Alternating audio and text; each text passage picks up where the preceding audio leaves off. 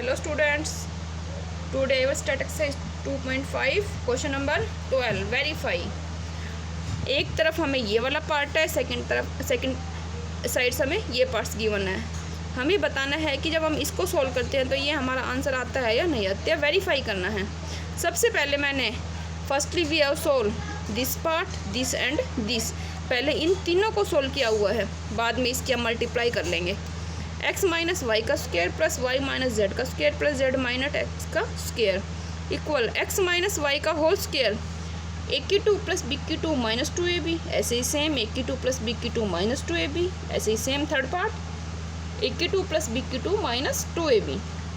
इसके बाद मैंने ऐड कर दिया है x 2 टाइम है, वाई स्क्वायर 2 टाइम है, जेड स्क्वायर 2 टाइम है। इसके बाद 2xy 2yz 2zx, 2 सब में से कॉमन आ रहा है, x की square y square z square minus xy minus yz minus zx। इसके बाद अपने क्वेश्चन में ध्यान से देखना है, इसके साथ क्या लगा हुआ है xyz, मैंने इसी को 1/2 xyz से मल्टीप्लाई कर दिया, 1/2 xyz से मल्टीप्लाई कर दिया।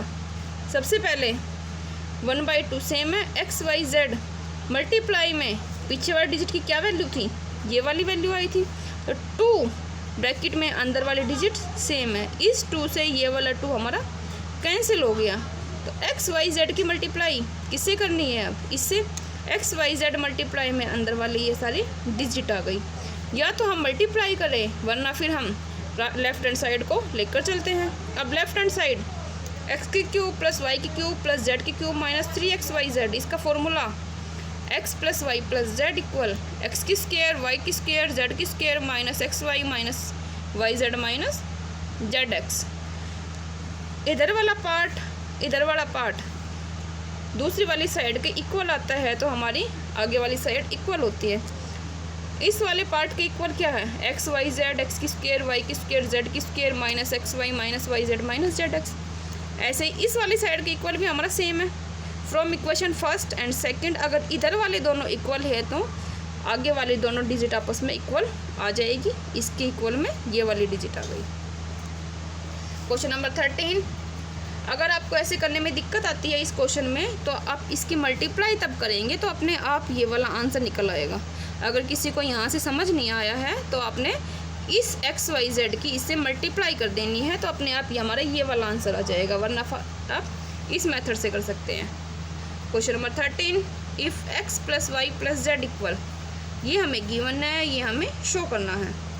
x plus y plus z equal 0, x plus y equal plus का z उधर जाकर क्या हो जाएगा, माइनस का z।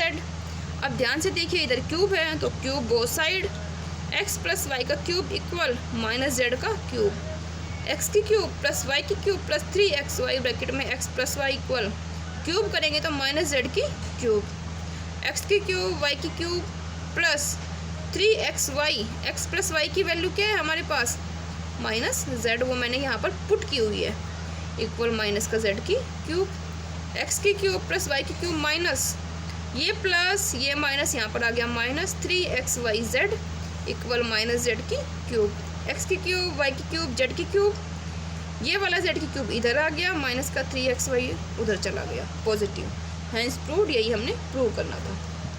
Next question number 14, without actually calculating the cube find the value of each of the following. ये हमें गिवन है, वैल्यू हमने इसकी निकालनी है। अगर हम फॉर्मूले से रखते हैं कि x की क्यूब प्लस वाई की क्यूब प्लस जेड की क्यूब इक्वल 3xyz होता है, अगर इन तीनों का सम 0 हो तो सबसे पहले हम इसको x पुट कर देते हैं, इसको y और इसको z। जब हम इन तीनों का सम करते हैं तो हमारा 0 आता है। अगर इन तीनों का सम 0 है तो ये फॉर्मूला हमारा अप्लाई हो जाएगा, x की क्यूब वाई की क्यूब जेड की क्यूब इक्वल 3, x की वैल्यू क्या है 12 माइनस 12, वाई की वैल्यू 7, जेड की वैल्यू 5, तीनों को मल्टीप्लाई किया हुआ है। Question number 15, give possible expression for the length and the breadth of each of the following rectangles in which their areas are given. Equation हमें दी हुई है, इसके हमें फैक्टर करने हैं और 2 पार्ट आएंगे, उसमें से फर्स्ट पार्ट हमारा लेंथ हो जाएगा, सेकंड पार्ट हमारा ब्रेथ हो जाएगा। एरिया दिया हुआ है तो एरिया का फैक्टर क्या होता है, लेंथ इंटू ब्रेथ। 25 ए की स्क्वायर माइनस 35 ए प्लस 12, 25 ए की स्क्वायर माइनस जब 25 और 12 को हम मल्टीप्लाई करते हैं तो हमारा आता है 300।